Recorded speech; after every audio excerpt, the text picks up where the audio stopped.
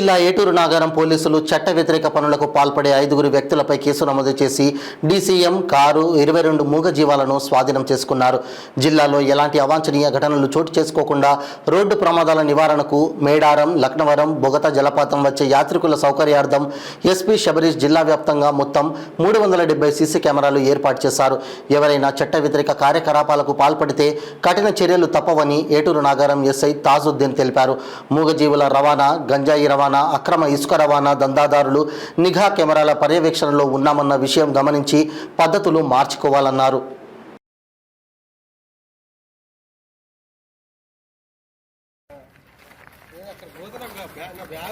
Out lighting వస్తుంది వస్తుంది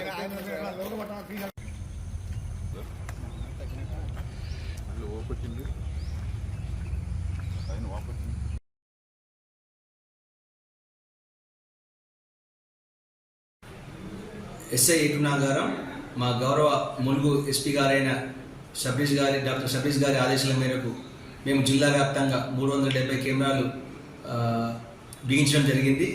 ఇందులో భాగంగా ఎల్లవెల్ల 24 అవర్స్ నిఘా నేత్రాల్లో ములుగు జిల్లా ముందు ఉన్నది.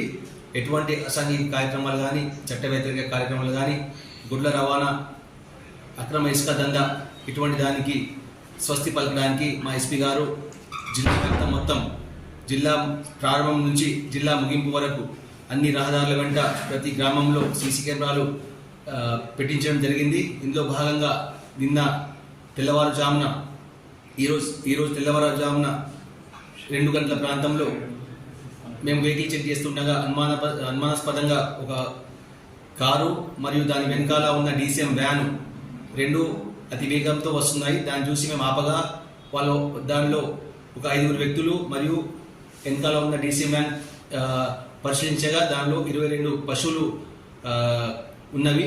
దాన్ని మేము తీసుకొని కస్టడీ పెట్టుకున్నాము. 5 మీద కేసు నమోదు చేశాము. చాలామంది పత్రికా విలేకరులమని అక్రమ సంపాదన కోసం ఇసుక మాఫియా మరియు హైవేలల్లో మేము పోలీసులమని బెదిరించుకుంటూ డబ్బులు వసూలు చేసడం మా దృష్టికి వచ్చింది. దీన్ని ఎంతటి వారైనా మా ఎస్పీ గారు క్షమించరు, ప్లస్ మా ములుగు పోలీసు క్షమించది. ఎంతటి వారైనా శిక్ష పడే తప్పదు. ఇప్పుడు కేసు చేసినాము 5 మీద. వీళ్ళని రిమాండ్ చేసి జైలు పంపిస్తాం.